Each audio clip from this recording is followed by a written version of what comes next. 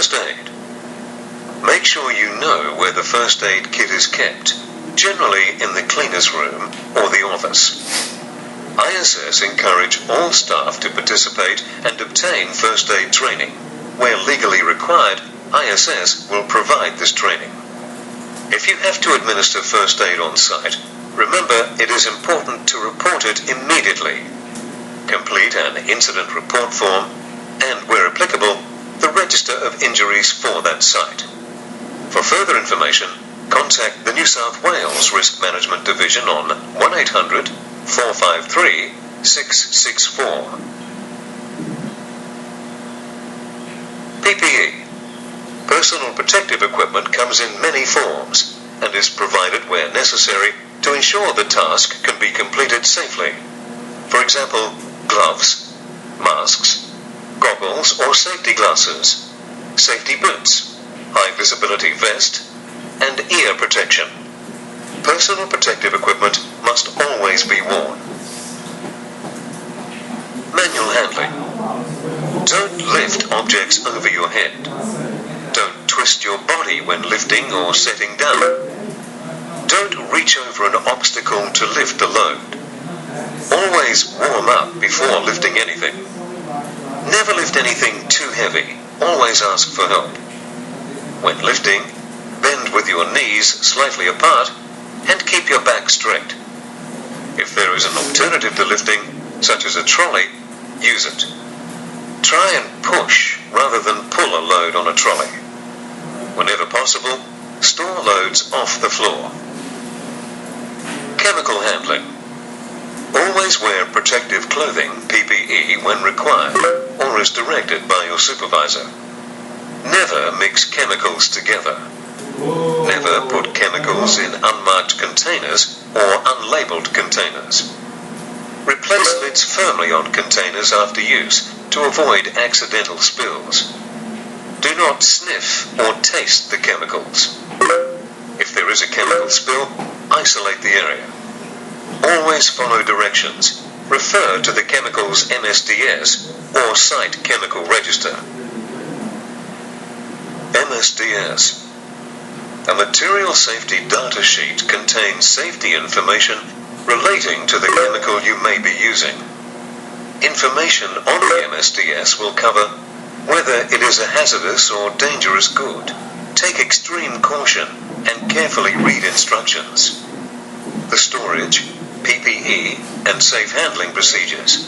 The MSDS will advise what not to store the chemical with and what PPE to wear when handling it.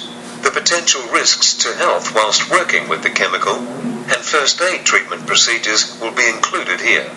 The ingredients of the chemical. If there is a leak or you've been affected by the chemical, you must give the MSDS to the doctor or fire brigade. Cross-contamination. Color coding of mops, buckets and cloths on all sites assist in preventing cross-contamination and is a priority. Please note, different sites may use different color systems.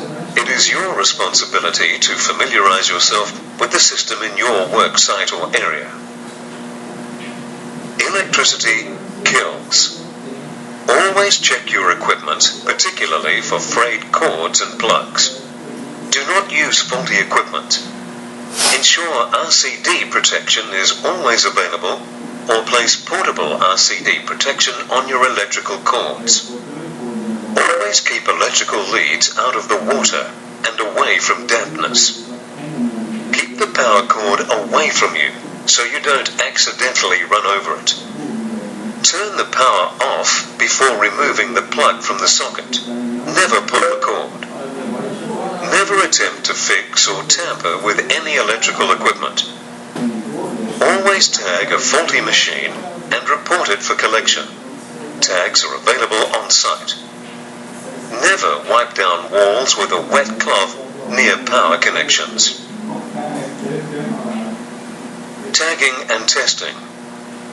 The maintenance tag is a color-coded tag and is used for equipment maintenance. ISS employ an internal electrical team responsible for testing, repairing, and maintaining all ISS machinery.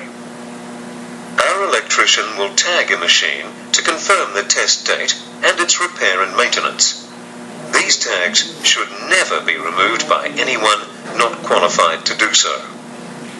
If a machine breaks down, place an out-of-service tag on it, and do not operate the equipment. Call your supervisor or manager.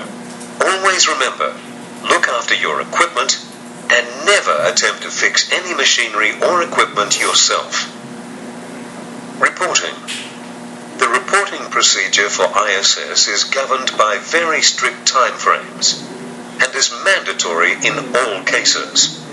The procedure for reporting all incidents, accidents, hazards, and near misses is to immediately contact the New South Wales Risk Management Division on 1-800-453-664. If you are unable to contact the Risk Management Division, you must contact your manager or supervisor. An incident is where minor damage to property or injury to a person has occurred on site, including members of the public, and where first aid may be required. A near-miss situation is also considered an incident. An accident is where injury or damage to persons or property has occurred and where medical attention is required. A hazard is something that may be unsafe or dangerous that you cannot fix immediately. Document all hazards in the hazard report book.